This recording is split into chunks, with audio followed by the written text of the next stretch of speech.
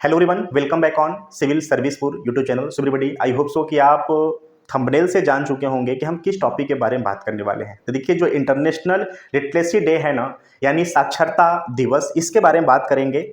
अब कहेंगे कि ये न्यूज़ इतनी इंपॉर्टेंट क्यों हो जाती है। देखिए, उत्तर प्रदेश का आरओ एआरओ का पेपर आ रहा है, सो वहाँ पर भी उत्तर प्रदेश का जो स्पेसिफिक सेगमेंट है वहाँ पर भी आता है।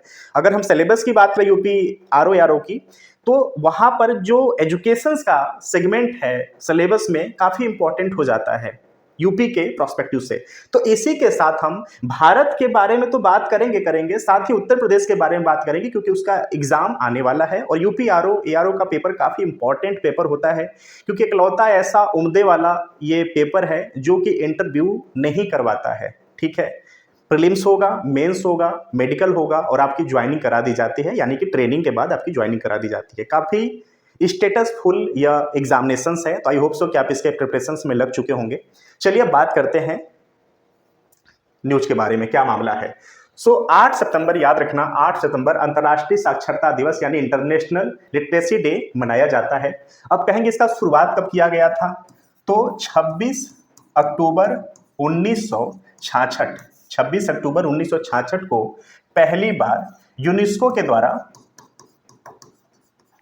द्वारा इसका शुरुआत किया गया था। ठीक है, तो इसकी शुरुआत आपको पता होना चाहिए। हो सकता है पेपर में ये पूछ ले कि जो अंतर्राष्ट्रीय साक्षरता दिवस है किसके द्वारा शुरू किया गया, तो किसके द्वारा शुरू किया गया, यूनेस्को के द्वारा शुरू किया गया। मान लीजिए यहां से पूछ लेता यूनेस्को के बारे में, तो यूनेस्को का जो स्थापना है 16 नवंबर 1945 को हुआ है, याद रखना। ठीक है, 16 नवंबर 1945 को यूनेस्को का स्थापना किया गया। इसका हेडक्वार्टर कहाँ पे है, यानी मुख्यालय कहाँ पे है, तो इसका मुख्यालय पेरिस में है। ठीक है, अगर हम बात करें इसका राष्ट्रीय मुख्यालय कितने हैं, तो इसका जो राष्ट्रीय मुख्यालय है, ठीक है, राष्ट्रीय मुख्यालय टोटल 21 है। यूनेस्को का राष्ट्रीय मुख्यालय 21 है। यूनेस्को क्या कार्य करता है, तो देखिए, शिक्षा, प्रकृति, समाज, संस्कृति और संचार के माध्यम से अंतर्राष्ट्रीय शांति को बढ़ावा देता है यूनेस्को। क्लियर, तो काफी इंपॉर्टेंट यह बॉडी है। और यह किसका अंग है, तो यह यूएन का अंग है। आई होप सो कि आप इसके बारे में जान रहे होंगे। ठीक है, चलिए अब आते हैं न्यूज पे। यूनेस्को द्वारा 26 अक्टूबर 1966 को यूनेस्को के सम्मेलन के 14वें सत्र में इस दिवस की घोषणा की गई थी। पहला अंतर्राष्ट्रीय साक्षरता दिवस 1967 में मनाया गया था। याद रखना, इसका जो उद्घोषणा किया गया 1966 में किया गया और पहली बार इसका जो सेलिब्रेशन हुआ तो 1967 में हुआ। यह डेट बहुत इंपॉर्टेंट है। ठीक है, 1967 का डेट काफी इंपॉर्टेंट है। क्यों इंपॉर्टेंट है, अभी उत्तर प्रदेश में सॉरी इंडिया में वन नेशन वन इलेक्शंस का चर्चा किया जा रहा है। अगर आप न्यूज़ देख रहे हैं, न्यूज़पेपर पढ़ते हैं, मैगजीन रीडिंग लगाते हैं, तो आई होप सो कि आप इसके बारे में अवेयर हो चुके होंगे कि क्या मामला है। और अगर आप हमारे चैनल से जुड़े हुए हैं तो भी आप इसके डेट से अवेयर हो गए होंगे कि वन नेशन वन इलेक्शंस क्या है, आखिर क्यों इतना चर्चा बना हुआ है, और साथ ही साथ इस डेट का इंपॉर्टेंट क्या है। देखिए, 1951 से 1967 तक भारत में लोकसभा का चुनाव और विधानसभा का चुनाव साथ साथ होते थे। क्लियर, लोकसभा का चुनाव और विधानसभा का चुनाव साथ साथ होता था। तो यानी जो वन नेशन वन इलेक्शंस की अवधारणा भारत में अभी बात की जा रही है, कोई नई अवधारणा नहीं है, पहले से ये चीजें चल रहा था। हुआ क्या कि 1967 यानी 1968 और 69 ये दो ऐसा समय था जहां पर विधानसभाएं, कुछ विधानसभाएं विघटित हुई, जिसको पार के सरकार वहां पर गिरा और उनका जो चुनाव है, जो इलेक्शंस है, वो थोड़ा सा जो उनकी भूमिगत जो डेट था उससे विचलित होकर के समय समय से अलग होने लगी। ठीक है, यानी कह सकते हैं कि 1951 से 67 तक यानी 67 तक एक साथ चुनाव होता था। ठीक है, यहां तक बात समझ में आया। 68 और 69 1968 और 1969 का एक ऐसा डेट था जहां पर काफी राज्यों में विधानसभा में उथल पुथल हुआ, सरकारें विघटित हुई। उस समय से एक साथ चुनाव होना बंद हो गया, यानी कि लोकसभा का चुनाव अपने डेट पर होने लगा और कुछ राज्य ऐसे थे जो कि साथ में होते थे, कुछ राज्य ऐसे होते थे जो कि जब उनका गठन हुआ नए सरकार का, तो उस डेट से उनका फिर चुनाव होने लगा। तो यानी वन नेशन वन इलेक्शंस का अवधारणा कोई भारत में नया नहीं है, पहले भी था, कुछ कारणवश 1967 के बाद 68 और 69 में सरकारें विघटित हुई, जिसको पाकर के चुनावें अलग अलग डेट पर संपन्न की जाने लगी। ठीक है, चलिए इसके बारे में बात कर लिया, अब आते हैं मुद्दे पे। ठीक है, पहला अंतर्राष्ट्रीय साक्षरता दिवस 1967 में मनाया गया था। क्वेश्चंस यहां से भी आपसे पूछे जा सकते हैं, तो प्लीज आप इस डेट को भी याद रख लीजिए। ठीक है, व्यक्तियों, समुदायों और समाजों के लिए साक्षरता के महत्व और अधिक साक्षरता समाज बनाने के लिए गहन प्रयासों की आवश्यकता के बारे में अंतर्राष्ट्रीय समुदाय को याद दिलाने के उद्देश्य से यह दिवस की घोषणा की जाती है।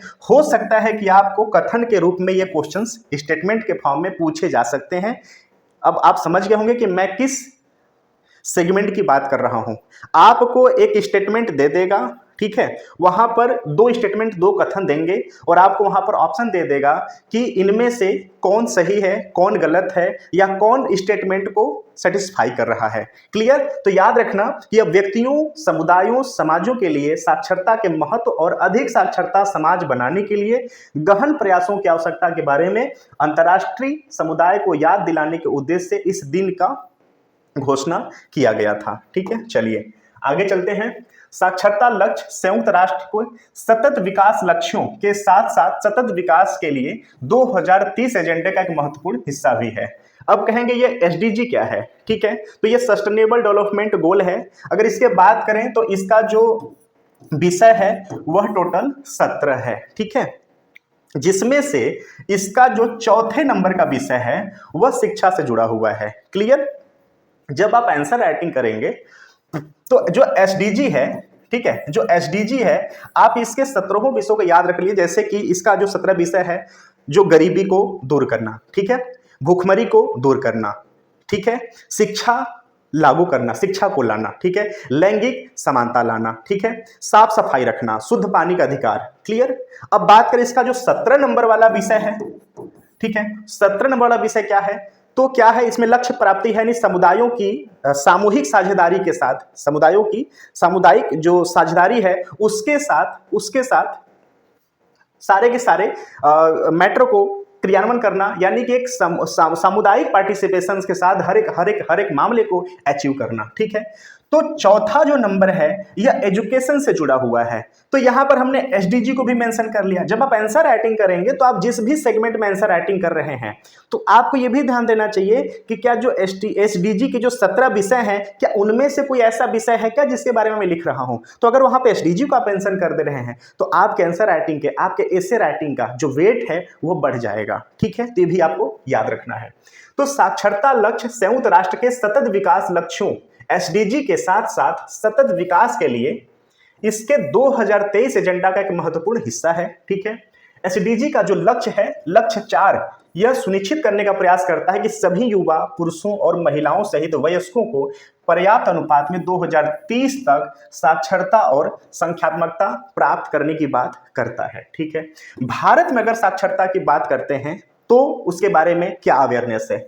2011 की जनगणना के अनुसार भारत में कुल 74.04% जनसंख्या साक्षर है। देखिए, अब यहां से उत्तर प्रदेश का जो पेपर होने वाला है यूपी आरओ का, ये सेगमेंट शुरू होता है। इसलिए मैंने बोला था कि हम यूपी आरओ को भी साथ में इस वीडियो में मेंशन करके चलेंगे, क्योंकि ये सेगमेंट एजुकेशन से जुड़ा हुआ है और जो यूपी आरओ का पेपर है वहां पर एजुकेशन के सेक्टर से क्वेश्चंस पूछे जाते हैं। ठीक है, तो 2011 की जनगणना के अनुसार भारत में कुल 74.04% जनसंख्या जो है वह साक्षर है। ठीक है, अब देखिए ये 2011 के हिसाब से बात किया जा रहा है, 2011 के हिसाब से बात किया जा रहा है। अभी जनगणना नया वाला नहीं हुआ है। क्यों नहीं हुआ? टाइमिंग तो आ चुका था, लेकिन हुआ क्या है कि 2024 में लोकसभा का चुनाव है। ठीक है, तो आई होप सो कि अगर आप न्यूज से डेली जुड़े हुए हैं तो जो डिपार्टमेंट जनगणना करवाता है उन्होंने अपने एस्पेक्ट्स में 2024 के चुनाव को भी दिया है कि 24 का चुनाव है जिसको पा करके हम जनगणना अभी कार्यान्वित या संपन्न नहीं करा पाएंगे। तो जैसे ही चुनाव कंप्लीट हो जाएगा 2024 का लोकसभा वाला, फिर जनगणना वाला जो कार्यक्रम है वो शुरू होगा। ठीक है, तो जो भी बातें की जाएंगी 2011 के हिसाब से बात किया जाएगा जब तक किसी स्पेसिफिक फील्ड का रिपोर्ट रिलीज नहीं हुआ है।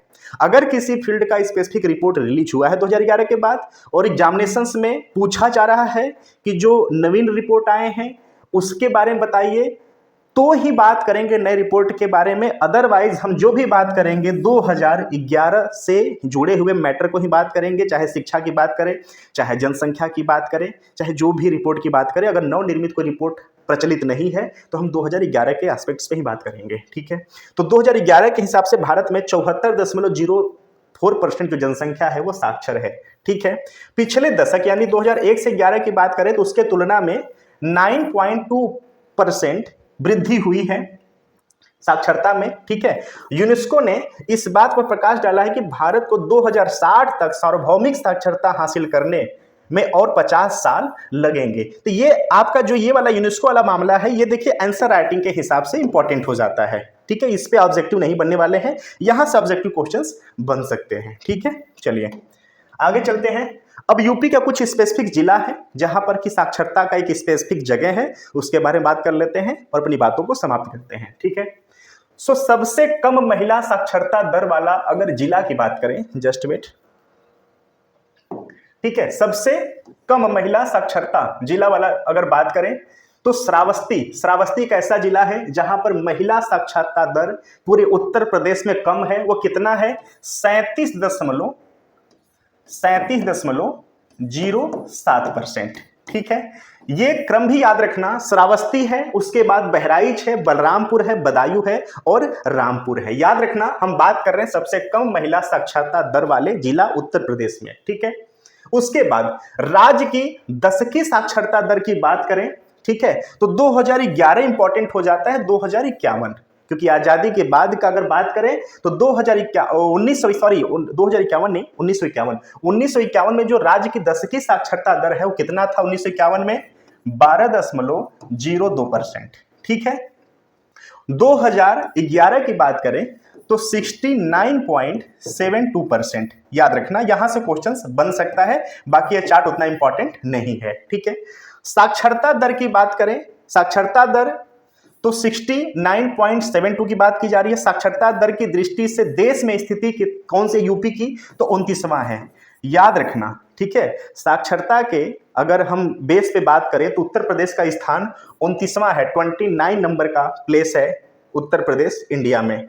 पुरुष साक्षरता दर की बात करें तो 79.24% है। ये याद रखना, ये क्वेश्चन इंपॉर्टेंट है, आ सकता है। महिला साक्षरता दर 59.26%। ठीक है, 59.26% 2011 के हिसाब से महिला साक्षरता दर उत्तर प्रदेश में। साक्षरता दर में वृद्धि की बात करें तो 13.45%। ठीक है, सर्वाधिक साक्षरता दर वाले जिला की बात करें तो गाजियाबाद उत्तर प्रदेश का सर्वाधिक साक्षरता दर दर्ज करने वाला जिला है। कितना?